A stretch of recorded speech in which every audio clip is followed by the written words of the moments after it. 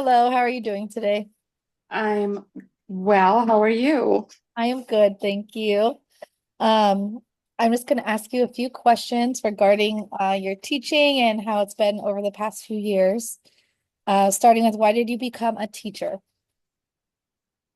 Truthfully, I was an office manager with a degree in business administration, and my district was seeking bilingual teachers. And my husband encouraged me to apply, and here I am. And how do you like it? I love my job. I love my job. It's challenging every day. There's no routine about it. As much as you have a schedule, it's not the same every day. The different personalities of the kids just keep you on your toes. Um, but I do. I love my job. I very dedicated. I go beyond. So I think the kids see that as well. Definitely. How long have you been a teacher and what grade do you teach? I have been teaching for 26 years. This is my sixth year at fifth grade. Okay. Um, how did you keep in contact with families to support student learning? Our district has a parent communication system through our attendance. It's called Aries. I'm not very familiar with it, so I use Class Dojo to send quick messages or reminders or anything that occurs in class that I feel the parents need to know about. Okay, perfect. In what ways do you demonstrate professional responsibility and ethical conduct? The biggest way to demonstrate professional responsibility, integrity, and conduct is through classroom management. So if you have your rules set, you have your routines, your procedures set, it's very easy for the kids to fall into a structure, into a learning environment than it would be if it was chaotic. The biggest thing with that is you yourself, as a teacher, have to adhere to your rules, procedures, because again, it just creates a very structured learning environment for the students that they feel comfortable and safe in. Yeah. Moving into the next question that's very similar. How do you implement those classroom routines and procedures to support positive behavior? Day one. Day one start with these are the rules, these are my expectations.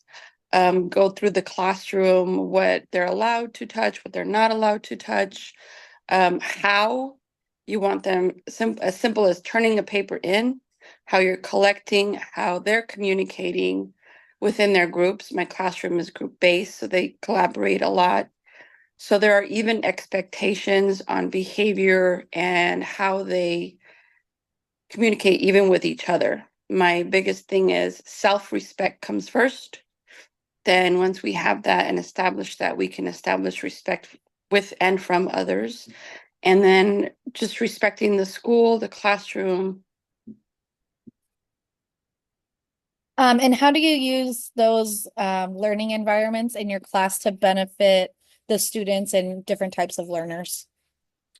So I try to hit all the learning modalities. You have visual, you have auditory, kinesthetic, and then you have tactical. So I try to incorporate a lot of anchor charts so that they see, for example, the procedural process of learning something. I'm big on you see it, you say it, you write it, and it helps your learning. Auditory, they talk through their thinking out loud when I have them come up to the board. They are sharing their thinking process, and I encourage them doing so in their small groups because a lot of times I speak academic language and they don't understand academic language, but they do understand kid talk. We do incorporate a lot of kinesthetic activities where it's hands-on activities, and then we use a lot of tactical tools, counters, fraction tiles, things like that. Okay, how do you ensure that you're using your time wisely in order to optimize student learning? Um, every year is different. Yeah. This year I'm understanding my students' needs and their processing, so my lessons are taking a little bit longer. My goal is the standard. So how can I reach that standard? How long is going to take me? Having to do a lesson that would have taken me 45 minutes. In one day, it's taking me about an hour. So I'm breaking it into two pieces so that it can break up their thinking and the process.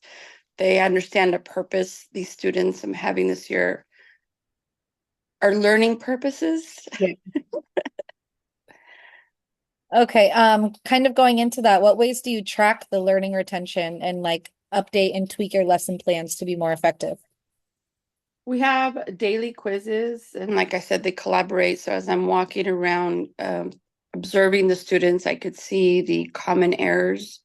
If I see the common error continue, then I reteach. If it's something that only small groups are, a small number of kids are making mistakes in, then I'll pull a small group aside. I'll make time for them.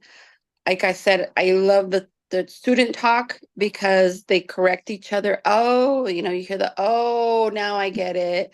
Yeah. So I do encourage them to talk through their thinking because it does help even the learners that don't like to talk, Mhm. but they are listening. So I strategically actually place classrooms throughout kids throughout the classroom in groups, in certain groups based on what I feel they need in their learning. Mhm. Do you have any special needs children or ESL students in your class? Um, I don't have special needs students. I have a couple of students that are on IEPs for various reasons. One of the main reasons is the ADD, being able to not focus and stay on task. So I try to move a lot so that they're not stuck on one task or one thing at one time. Mhm. Again, they're moving, they're talking. I don't like quiet spaces. I feel like they're doing something wrong when it's quiet. So that Which helps with their ability. And then I also have things. I have tactical things. For example, I have a band across their chair so they can fidget with their feet if they have fidgeting. I have the seat cushion that allows them to wobble. Makes me dizzy, but they need it, so that's fine. That's great. How do you connect learning to students' prior knowledge, their backgrounds, and life experiences? So they come in thinking they don't need last year's work. But I try to incorporate, I, when we take notes, for example, in math, I do a lot of notes with blanks. So they have to fill in the blank and try to trigger maybe the academic word that would go there. We're working on fractions right now. And so they have to remember what a denominator is, what numerator, such things like that. I also incorporate a lot of escape rooms because, again, I teach fifth grade, so I'll bring in a fourth grade escape room that leads to my standard. And again, they're having that talk and using the vocabulary terms to remember a lot of things I don't have the time to teach. Yeah. I know you kind of touched base on this, but how do you monitor student progress individually and as a group? Individually, you have formative assessments, which it's embedded in lessons. So it provides quick feedback. Formative assessment could be an example, like a quiz, a pop quiz, 4 questions, just a quick assessment of where they're at. And it also helps to identify maybe they're just messing one thing up and that's something we need to work on. It's a quick teachable moment where you can fix common errors. Mhm. Um, and then we have progress monitoring where we collect data. So we have a program called Illuminate. When we do formative assessments, that it helps us identify what areas they do need help in. Um, and then we can progress monitor and collect just their strengths and areas of improvement as well. Yeah. We have response to intervention. So we have 3 tiers. The first tier is myself, the tier one, where I provide any type of intervention the students may need. The second tier are for those students that qualify, that need a little more strategic intervention. And the third tier is very direct instruction. for them. And then we have the curriculum-based tests that we use at the end of units that help us understand if we need to review. I like to incorporate a lot of games. We have, for my class intervention, we have Reflex, which reviews their math facts, get those things down. And then we have, it's called ST Math, and it's comprehensive math. So it's very concrete. So it allows the students to visualize what the math actually looks like. And then we use Blooket. It's a game. And whatever skill you're working on, I just incorporate. It's a quick 7-minute game that the kids review what they've learned or any strategies. Right now, they're having a hard time remembering to simplify fractions. So it's a quick game of just reviewing that skill. And then I can identify where they're messing up. Yeah, that's great. I know we've touched base on this in the past, but why do you think it's important to take action in resolving problems or conflicts that occur in your classroom? In my class, I start off with this is a partnership between myself, the student, and the parent. So anytime I meet with a parent, the student is present so that we can come up with a solution. Because if any one of those shareholders is not involved or active participant, it's not going to solve whatever behavior problem we're having. Even academic, if they're checked out, it's doesn't matter what I do or the parent does, it's not going to be effective. Again, the more structure you have, it's not being strict, it's providing structure. The easier it is to allow the student to fall. And they're not going to follow it to a T. You have to understand that as well. It's human nature, but it allows you to remind them what the rules are. You can easily refer to remember when we are having this issue. I do allow students to take breaks if they're having issues. I've had kids come to me and say that I'm their safe space. So it makes me feel good Yeah, if they need that support as well. that's great. Let's see here. What personal goals do you set for yourself in regards to achieving personal growth year after year? I'm at the point I was that been um, for a long time, so yeah, it's that when exhausting. anytime I go to any professional development, I want to bring back at least one thing. It's really hard when you have all these things that you've learned throughout your career to implement everything. So I try to bring back that one thing that my kids need right now and that I can implement quickly, and I feel that it will be effective for them. Yeah, that's great. Um, how do you establish goals within your classroom to promote student learning retention, like with your students? So I have a scholars board.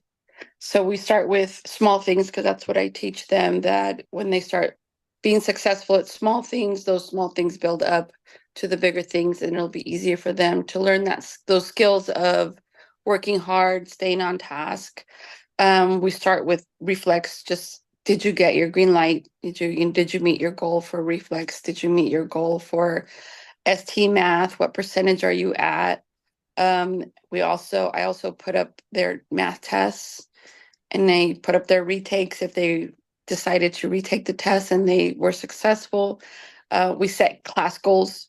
Um, we just finished adding and subtracting fractions, and their goal was at least 60% of the class would meet or exceed, and I had 64%. So they were excited. I said, well, we still have to work on the other 36% Yeah. of the class. So that also helps me know that I need to pull a small intervention group to review and make sure they have the foundation down. Yeah. How do you keep your students interested and engaged in the curriculum, especially in the subjects that aren't the easiest to teach? A lot of interactive. Right now in social studies, we're on 13 colonies, but we do a lot of gallery walks where I have images of the time period. They have group work, they have group projects, they have group posters. So I try to integrate that just making it fun to learn the history of our country, and they get pretty excited about it, which is weird. Yeah, I'm sure working with the group is more fun to them than working on an individual project. Yes, yes. Okay, lastly, how do you use the input of your colleagues, students, and student support systems in order to change or better your teaching in your classroom? Well, at our school, we have PLCs, they're professional learning communities. So we meet as a grade level twice a week because we have a PE teacher now. So we have an extra PLC block where we talk about curriculum and setting goals, what worked, what didn't work, what standard we're on, what percentage of the kids. So we try to keep our classrooms aligned where we're teaching the same thing so that we can evaluate what steps we need to take, moving forward, or do we need to move backwards. So it's a constant collaboration with my colleagues in fifth grade.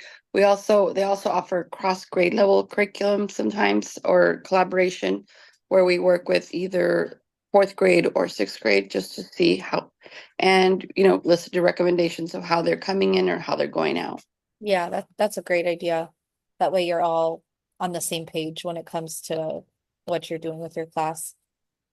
Okay, well, thank you so much. I really appreciate you answering all my extensive questions.